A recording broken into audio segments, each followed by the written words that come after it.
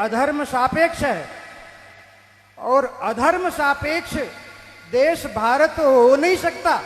ये धर्म प्राण जनता है, इसके रग रग में धर्म निवास करता है। 2-3 घटनाएं अभी इस बीच में बड़ी हृदय को पीड़ा देने वाली हुई। अभी एक अकल के दिवालिये नेता ने तमिलनाडु के कहा कि सनातन धर्म को कोरोना की तरह नष्ट हो जाना चाहिए। भैया, तेरे अगर अकल का दिवाला निकल गया है तो उसके लिए हम क्या कर सकते हैं? संसार में जितने मत, मजहब, पंथ और इज्म हैं, उनका कोई ना कोई प्रवर्तक है, किसी ने उनको उत्पन्न किया है। इस्लाम कब से? बोले मोहम्मद से। ईसाईयत कब से? बोले ईसा से। लेकिन सनातन धर्म कब से? नारायणम पद्म भवम वसिष्ठम शक्तिम च तत्पुत्र पराशरम च देवीम सरस्वतीम व्यासम ततो जय मुदीरयेत। व्यासम सुखम गौड़ पदम महांतम गोविंद योगींद्र मथास्य शिष्यम तम त्रोटकम वार्तिक कार्यमन्य अस्मद गुरोह संतत मानतोष्मी। हमारी परंपरा भगवान नारायण से शुरू होती है और नारायण से शुरू होकर के और इन आचार्यों के रूप में आज तक हमारे सामने विद्यमान है। इसका न कोई आदि है, न कोई अंत है, न इसका कोई जनक है, न कोई प्रवर्तक है। ये सनातन है और सनातन को तो इतने लोग आए इस धरती पर, हूण, शक, यवन, मुगल, अंग्रेज, वो नहीं नष्ट कर पाए तो नालायक तू क्या नष्ट करेगा?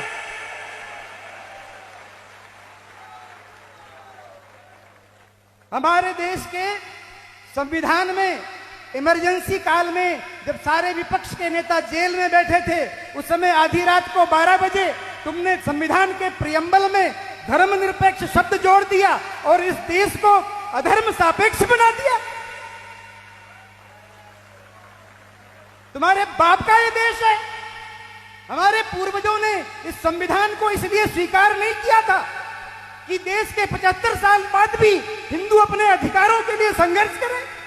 हमारे देवस्थान सुरक्षित नहीं, हमारी पूजा पद्धतियां सुरक्षित नहीं, हमारे जीवन के मूल मानबिंदु सुरक्षित नहीं।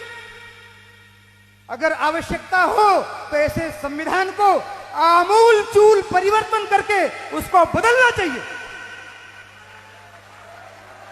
और ये मैं किसी आवेश में नहीं कह रहा हूं, ये मैं किसी आवेश में नहीं कह रहा हूं।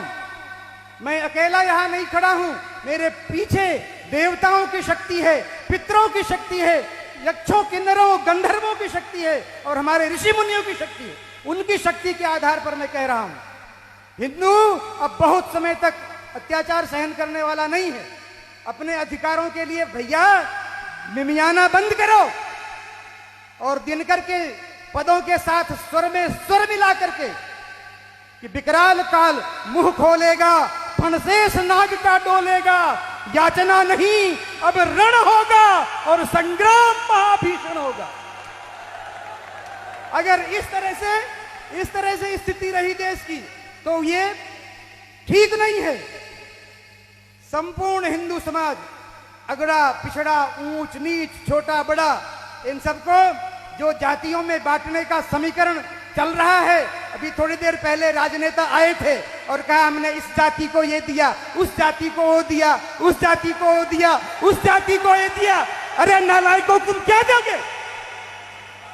समाज को बांट बांट करके सत्यानाश कर दिया और आज भी समाज को बांटने का प्रयास कर रहे हैं। शर्म नहीं आती तुमको? अब हिंदू समाज इस चक्कर में आने वाला नहीं है भैया। सभी लोग एक स्वर में हिंदवा सहोदरा सर्वे न हिंदू पतितो भवे। हिंदू एकमात्र भारत माता की संतान है और वो न कोई ऊंचा है न कोई नीचा है। एक स्वर में सनातन धर्म की रक्षा होनी चाहिए। पार्टियां आएंगी जाएंगी, सरकारें आएंगी जाएंगी, पर ये राष्ट्र रहना चाहिए, ये धर्म सुरक्षित रहना चाहिए। श्री एकलिंगनाथ की, धर्म की, अधर्म का, प्राणियों में विश्व का, गौ माता माता की, भारत माता की। प्रत्येक हिंदू सैनिक हो, प्रत्येक हिंदू सैनिक हो, प्रत्येक हिंदू सनातनी हो, तब इस राष्ट्र की रक्षा होगी। हर हर महादेव। भारत माता की, भारत माता की।